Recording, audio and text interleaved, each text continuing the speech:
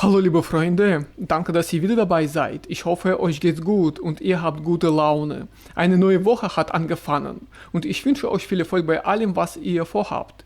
Heute ist der 1. Juni, also der offizielle Beginn des Sommers. Aber hier in Irkutsk fühlt es sich heute noch nicht wirklich nach Sommer an. Wir haben nur etwa 15 Grad und dazu weht ein ziemlich kühler Wind. Am 1. Juni wird in Russland der Kindertag gefeiert. Bei diesem Wetter wird es draußen wahrscheinlich nicht so viele Veranstaltungen geben. In diesem Video nehme ich euch mit auf eine Fahrt mit der Straßenbahnlinie 5. Wir fahren von meinem Stadtteil Solnitschny, wo ich wohne, bis zum Zentralmarkt in Irkutsk. Während der Fahrt möchte ich euch ein paar aktuelle Nachrichten aus Russland vorlesen. Ich hoffe, das interessiert euch und ihr möchtet wissen, was gerade hier in Russland passiert. Also bleibt gerne dran, los geht's! Russlands rauchfreie Wunderregion. Warum kaum jemand in Tschetschenien raucht oder trinkt? Russlands gesündeste Region steht fest und es ist Tschetschenien. Laut dem russischen Gesundheitsministerium rauchen dort gerade einmal 0,5% der Bevölkerung, praktisch niemand. Auf Platz 2 und 3 folgen der autonome Kreis der Tschuktschen und die Region Krasnodar mit 1 bzw. 4,26%. Ebenfalls weit vorne in der Rangliste. Inguschetien und das Gebiet Ivanovo jeweils 6%, sowie die Volksrepublik Donetsk mit 7%. Übrigens glänzt Tschetschenien nicht nur beim Thema Rauchen. Das Gesundheitsministerium hat die Region auch als nüchternste Russlands ausgezeichnet. Im April 2026 entfielen auf jeden Einwohner gerade mal 0,02 Liter reinen Alkohols. Zum Vergleich, im benachbarten Inguschetien sind es 0,63 Liter, in Dagestan 0,9 Liter. Den höchsten Alkoholkonsum verzeichnet der autonome Kreis der Nenzen, satte 18,2 Liter pro Person. Insgesamt greifen die Russen deutlich seltener zur Zigarette. Gesundheitsminister Michail Muraschko erklärte, dass der Anteil rauchender Erwachsener in den vergangenen 6 Jahren um mehr als 27% gesunken ist. Seiner Aussage nach entwickelt sich in der Gesellschaft ein verantwortungsbewussterer Umgang mit der eigenen Gesundheit. Eltern legten zunehmend Wert darauf, ihre Kinder zu einem gesunden Lebensstil zu erziehen. Um diesen Trend zu unterstützen, wurden in Russland 211 neue Gesundheitszentren eröffnet und fast 490 bestehende modernisiert. Ihre Aufgabe: Risikofaktoren für Erkrankungen frühzeitig erkennen und die Bürger langfristig begleiten. Russischer Pass für Europäer. Warum immer mehr Menschen die russische Staatsbürgerschaft wollen? Immer mehr Europäer wollen einen russischen Pass und der Trend wächst. Das erklärte Alexei Jegorow, erster stellvertretender Leiter der Abteilung für Migrationssicherheit im russischen Innenministerium, am Rande des Internationalen Sicherheitsforums. Laut Jegorow gibt es bereits spezielle Programme und Präsidialerlässe, die aktiv umgesetzt werden. Konkret geht es dabei um die Unterstützung von Ausländern, die die traditionellen geistig-moralischen Werte Russlands teilen, sowie um die gezielte Förderung der Umsiedlung ausländischer Staatsbürger, die für das Land von besonderem Interesse sind. Erwähnenswert ist auch, Wladimir Putin hat einen Erlass über besondere Einbürgerungsregeln für Bewohner Transnistriens unterzeichnet.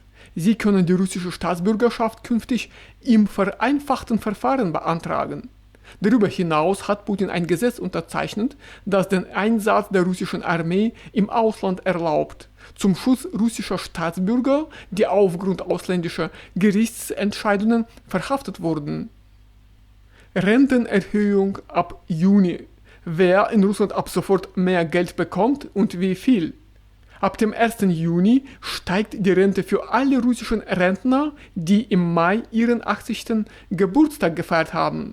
Daran erinnerte Svetlana Bessarab, Mitglied des Staatsduma-Ausschusses für Arbeit, Sozialpolitik und Veteranenangelegenheiten.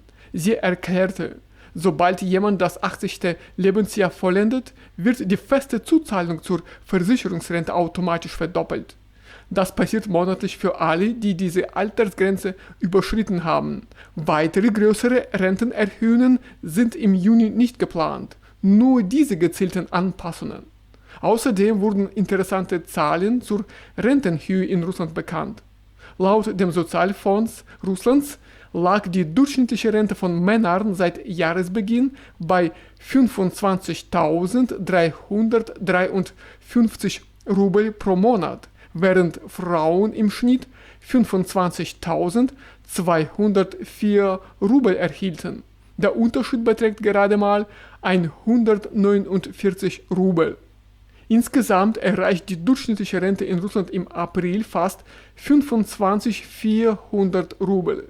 Dabei bekommen nicht berufstätige Rentner im Schnitt etwas mehr als Arbeitende, nämlich 25.800 Rubel im Monat. Russland testet Gesichtserkennung am Flughafen. So funktioniert es. In Russland startet biometrisches Boarding.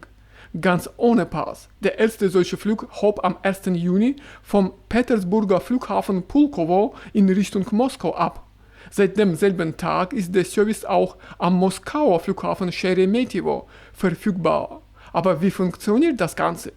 Passagiere können den Check-in, die Sicherheitskontrolle und das Boarding absolvieren, einfach per Gesichtserkennung, ganz ohne Vorzeigen von Dokumenten.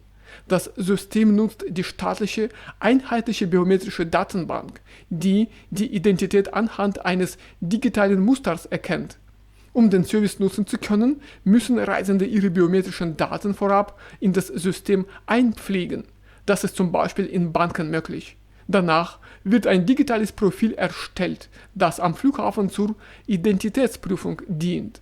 Ein wichtiger Hinweis: Solange das Experiment läuft, muss man den Pass trotzdem dabei haben, auch wenn man per Biometrie reist.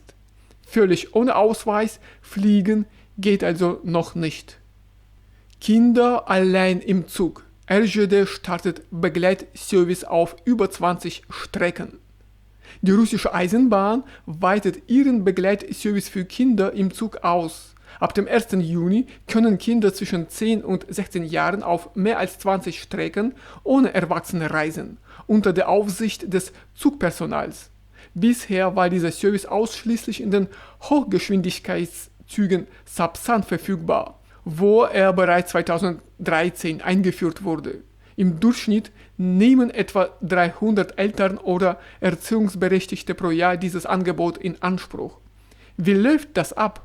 Während der Fahrt kümmern sich der Zugchef und der Schaffner um das Kind. Am Zielbahnhof wird das Kind dann an die Person übergeben, die im Antrag als Abholer angegeben wurde. Um den Service zu buchen, muss man spätestens 3 Tage vor Abfahrt am Fahrkartenschalter vorstellig werden.